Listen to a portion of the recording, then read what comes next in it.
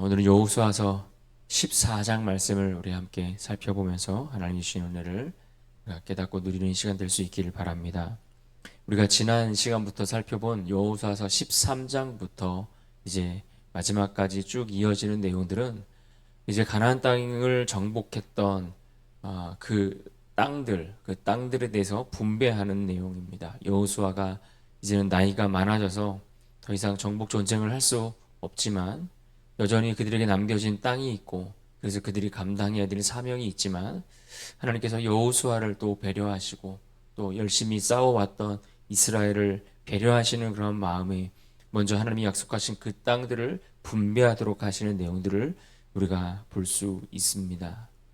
또한 이스라엘이 요단 동편에서 차지한 땅을 르우벤과 갓 지파 그리고 므낫세의 절반의 그 지파가 이미 차지하여 그 땅을 분배하는 내용까지를 우리가 13장에서 살펴보았습니다. 이제 오늘 우리가 볼 14장의 내용으로 들어오시면 요단 서편에서 차지했던 그 땅들에 대해서 9개 반 지파 그들에게 이 땅을 분배하고 나누어지는 내용들이 오늘 본문에 소개됩니다. 1절에 보시면 이렇게 말씀합니다. 이것은 이스라엘 자손이 가나안 땅에서 받은 기업 곧 제사장 엘르아살과 눈의 아들 여호수아와 이스라엘 자손 지파의 족장들이 분배한 것이니라. 땅을 분배하는 이는 여호수아와 제사장 엘르아살 그리고 이스라엘의 지파 족장들이다, 이렇게 말씀해 주고 있습니다. 그런데 오늘 말씀을 읽어가다 보면 13장에서 요단 동편을 차지하고 요단 동편과 관련돼서 말씀하실 때도 마찬가지이고, 오늘 14장에서도 동일하게 반복되는 어떤 특징적인 말씀이 발견되는 것을 보게 됩니다. 먼저 13장 14절에 보시면 이렇게 말합니다. 오직 레위 지파에게는 여호수아가 기업으로 준 것이 없으므로 이는 그에게 말씀하신 것과 같이 이스라엘의 하나님 여호와께 드리는 화제물이 그들의 기업이 되었음이더라.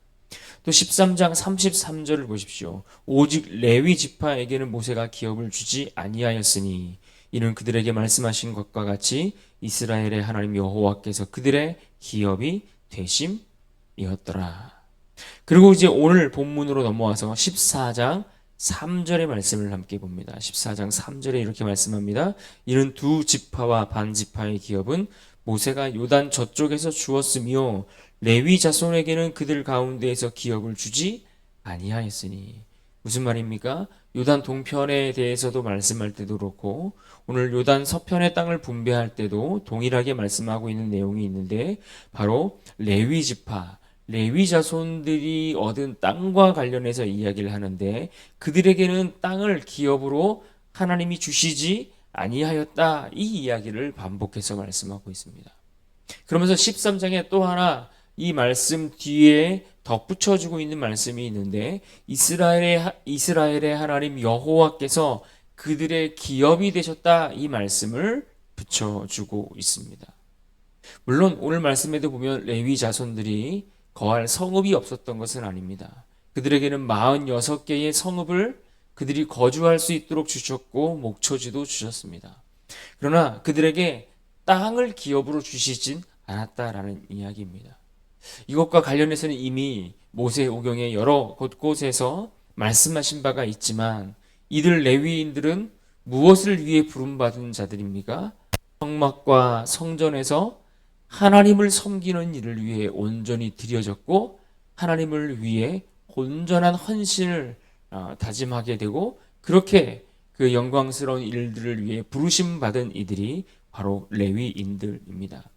물론 이들은 오늘에 적용해 본다면 그들은 이 땅을 사는 성도들을 가리킨다, 말한다, 이렇게 볼 수 있습니다. 그렇다면 이것이 오늘 우리에게 상징적으로 말해주는 것은 무엇이겠습니까? 마찬가지입니다. 그들의 하나님이 영원한 기업이 되어주셨던 것처럼 우리 하나님이 이 땅을 사는 성도들의 삶에도 영원한 기업이 되신다라는 이 한 가지 사실을 우리에게 가르쳐 주고 있는 겁니다. 그러므로 우리가 이 땅을 살면서 단지 세상적인 땅의 기업이나 물질적인 축복이 아닌 그리스도 안에서 주어지는 그 영원한 기업을 우리에게 소망하도록 하고 있다라는 것을 우리가 볼 수 있습니다. 그래서 사도 바울은 여러 곳곳에서 이와 같이 그리스도 안에서 발견되어지는 그 기업이 무엇인가에 대해서 자주 말씀하고 반복했던 것을 우리가 알 수가 있습니다. 에베소서 1장 11절에 이렇게 말씀합니다. 모든 일을 그의 뜻의 결정대로 일하시는 이의 계획을 따라 우리가 예정을 입어 그 안에서 기업이 되었으니. 하나님께서 우리를 택하셔서 자기의 기업을 주실 뿐만 아니라 하나님이 친히 우리를 보호하시고 돌보신다라는 의미의 말씀입니다. 그러니까 이 땅에서 주를 위해 온전히 헌신하며 주를 위해 살아가는 이들에 대하여 주님께서 그들에게 친히 기업이 되어주실 뿐만 아니라 우리를 그가 책임져 주시고 지켜주신다라는 말씀입니다. 그래서 우리가 이 땅을 살아가면서 단지 세상의 물질적인 축복만 구하며 살아갈 것이 아니라 그보다 그 전에 주님 안에서 얻어지는 참된 소망이 무엇인지를 알기 위해 힘써야 한다라는 것입니다. 그렇게 오늘 레위 지파에 대해서는 그들은 하나님이 그들의 영원한 기업이 되신다라는 이 한 가지 사실을 강조해 주고 있습니다. 그래서 이 레위 지파가 이 제비를 뽑아 땅을 분배하는 일에 빠지게 되는 것입니다. 그래서 오늘 본문 4절에 보면 그 대신 요셉 자손이 므낫세와 에브라임 이 두 지파로 나누어서 땅을 차지하고 얻게 됩니다. 이 역시 창세기 48장 5절에서 야곱이 예언했던 그 축복의 말씀대로 이루어졌음을 우리는 보게 됩니다. 이들이 땅을 나누는 원칙은 2절의 말씀처럼 제비를 뽑는 방식입니다. 이미 요단을 건너기 전에 명령하셨던 기준이었고 이것은 소위 우리가 오늘날 이야기하는 복불복과 같은 형식의 어떤 운에 맡기는 방법이 아니라는 것을 우리는 기억해야 합니다. 그보다 이것은 하나님께서 이 제비를 뽑는 방식을 통해 하나님의 뜻을 전하시는 하나님의 뜻을 나타내시기 위한 하나의 통로로 그와 같은 방법을 사용하셨다라고 이해할 수 있습니다.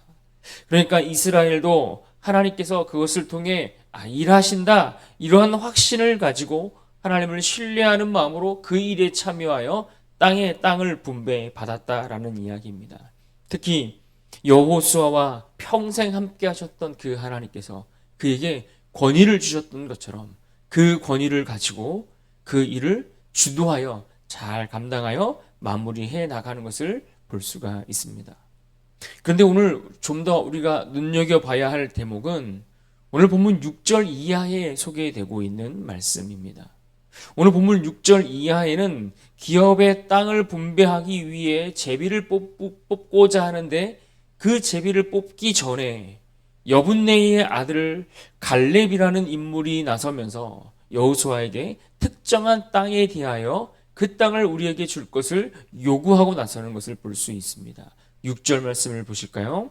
그때에 유다 자손이 길갈에 있는 여호수아에게 나아오고 그니스 사람 여분네의 아들 갈렙이 여호수아에게 말하여 여호와께서 가데스 바네아에서 나와 당신에게 대하여 하나님의 사람 모세에게 이르신 일을 당신이 아시는 바라. 여기서 말하는 갈렙의 그 가데스 바네아에서에 있었던 일은 무엇을 말하고 있는 것이겠습니까? 그것은 바로 정탐꾼 사건을 이야기하는 겁니다. 가나안 땅을 정탐하고 돌아왔던 그 정탐꾼들의 보고, 그때 어떤 일이 있었습니까? 10명의 정탐꾼들이 가나안 정복에 대한 비관적인 보고를 함으로써 백성들의 마음을 녹아내리게 했고 또 하나님 앞에 불순종하는 결과를 초래하고 말았습니다. 그러나 자기 자신 갈렙과 또 여호수아가 믿음의 보고를 했던 것을 다시 떠올려 주고 있습니다. 이 두 사람의 그 믿음의 보고를 통해서 특별히 이 갈렙이 하나님께서 주신 약속을 내가 이미 받았다. 내가 이미 받았다라고 말씀하고 있는 겁니다. 그런데 그 약속은 어떤 약속입니까? 오늘 본문에도 기록되어 있지만 신명기 1장 36절에 보면 이렇게 말씀합니다.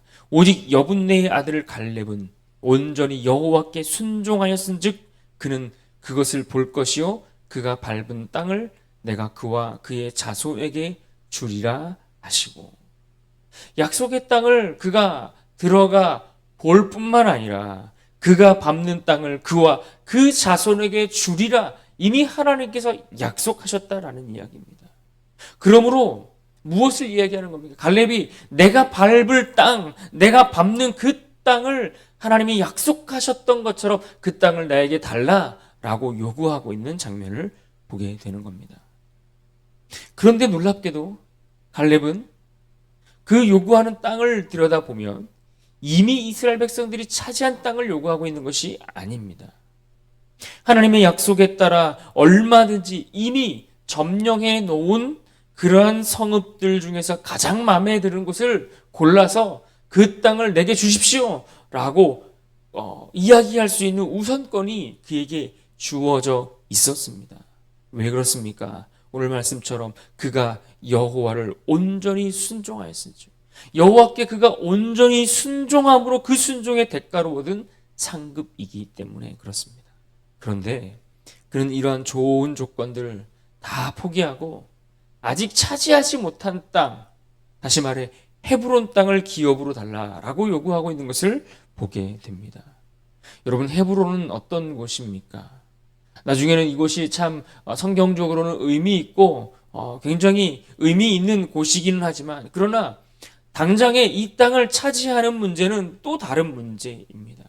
헤브론은 산지의 어떤 그런 지형 자체가 굉장히 험악한 곳입니다. 그곳에는 아직도 오늘 말씀처럼 강한 안악 자손들, 그들이 거하고 있는데 이들은 거인과 같다라고 성경이 표현할 정도입니다. 그 정도로 강하고 큰 민족이 그 땅을 차지하고 거주하고 있었습니다. 게다가 지금 이 갈렙의 나이가 몇 살입니까? 85입니다.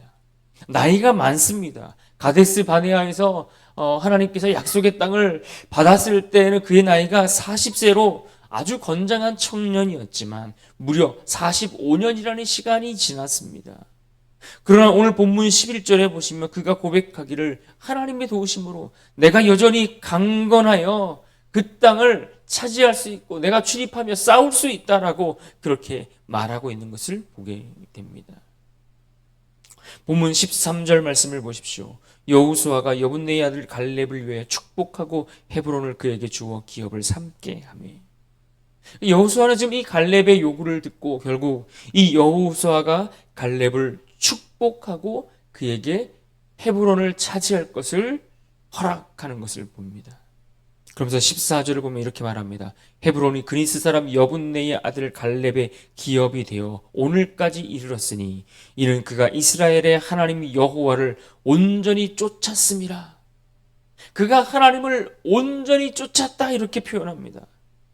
그가 하나님을 온전히 쫓았다라고 이야기합니다. 그러므로 그 헤브론 땅이 여분네의 아들 갈렙의 기업이 될 수 있었다라고 말씀하고 있는 겁니다. 온전히 쫓았으므로. 여러분, 이 표현은 그가 순종하였는데 그 순종하였던 근거가 바로 신실하신 하나님께 있었다라는 것을 표현해 주는 말씀입니다. 그가 온전히 하나님을 따를 수 있었던 것은 하나님의 신실하심을 그가 신뢰했기 때문에, 그가 나이가 많음에도 불구하고 그 땅을 차지하기 위하여 달려갈 수 있었다라고 말씀해 주고 있는 겁니다. 오늘 성경은 그가 기다려왔던 지난 45년이라는 그 긴 시간에 대해서 아주 간략한 몇 줄의 기사 정도로만 보고해주고 설명해주고 있습니다. 그러나 여러분, 그 기간을 기다려오는 동안 갈렙에게 있어서 그 기다림이 왜 그 기다림 동안에 고뇌가 없었겠습니까? 왜 그 시간들을 보내면서 얼마나 그 인내의 시간들을 보내야 했겠습니까? 아무도 하나님이 말씀하신 그 말씀에 대해서 기억하지 못하고 있었을지라도 그 약속을 받은 그 자신은 하나님의 약속을 잊지 않고 기억하고 그 시간을 견뎌냈을 그러한 그 마음, 그 시간들을 우리가 헤아려 봐야 하지 않겠습니까? 그런데 오늘 결국 15절 말씀에 보면 그 땅의 전쟁이 그쳤더라라고 하시는 그 말씀들을 생각해 볼 때에 이스라엘이 가나안 땅에 들어가 싸우는데 그 정복 전쟁을 하면서 여호수아 시대의 그 최후의 승리는 바로 이 갈렙의 위대한 헌신을 통해 이루어졌다라는 것을 우리가 보게 되는 것입니다.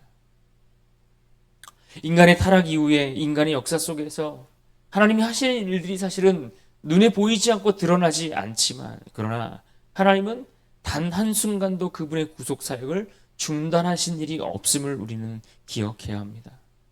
결국 약속하신 대로 메시아 되시는 그리스도께서 이 땅에 오셨고, 그분은 십자가의 사역을 이루셨고, 이제는 우리에게 다시 오시겠다라고 약속하셨습니다. 그리고 그 약속대로 다시 오실 것입니다. 그렇게 흘러가는 그 구속의 역사 가운데 인간은 어느 한 지점을 살아가고 있는 것입니다. 그러나 누군가는 그 시간을 살면서 나태함과 불충함으로 살게 되고, 누군가는 하나님 앞에 그야말로 신실함으로 기다림과 인내를 통해 하나님이 하시는 그 사역 가운데 동참하는 삶을 살게 되는 것입니다. 갈렙은 하나님의 그 위대한 역사의 한 부분에서 충성을 하였고, 그 충성을 다했을 뿐만 아니라 하나님은 그의 충성함을 받아주셨던 것입니다. 그래서 그를 통해 그 약속의 땅에 대한 성취가 이루어지는 것을 우리가 보고 있지 않습니까? 15절 말씀을 보십시오. 헤브론의 옛 이름은 기럇 아르바라. 아르바는 아낙 사람 가운데에서 가장 큰 사람이었더라. 그리고 그 땅에 전쟁이 그쳤더라.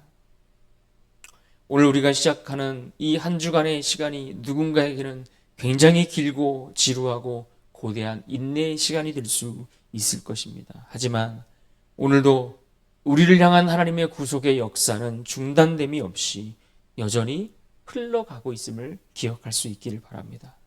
우리는 비록 그 위대한 하나님의 사역을 눈으로 제대로 보지 못하지만, 그러나 그 위대한 하나님의 역사 가운데 우리는 어떠한 자세로 동참할 것인가를 결정하고 선택해야 할 것입니다. 그저 나태하고 불충한 모습으로 방관자처럼 우리에게 주어진 시간을 그냥 흘려 보내시겠습니까? 아니면 갈렙과 같이 이 산지를 내게 주십시오라고 하는 그 믿음을 가지고 진취적으로 하나님이 약속하신 그 기업을 취하기 위하여 달려가는 충성된 일꾼으로 살아가기를 원하십니까? 오늘 갈렙의 이 고백과 그 요구의 말씀들을 기억하고 붙들며 승리할 수 있기를 바랍니다. 오늘 본문 12절 말씀입니다. 우리 12절 말씀을 다 같이 한 목소리로 함께 읽도록 합니다. 12절입니다. 시작. 그날에 여호와께서 말씀하신 이 산지를 지금 내게 주소서. 당신도 그날에 들으셨거니와 그곳에는 아낙 사람이 있고 그 성읍들은 크고 견고할지라도 여호와께서 나와 함께 하시면 내가 여호와께서 말씀하신 대로 그들을 쫓아내리이다 하니. 아멘.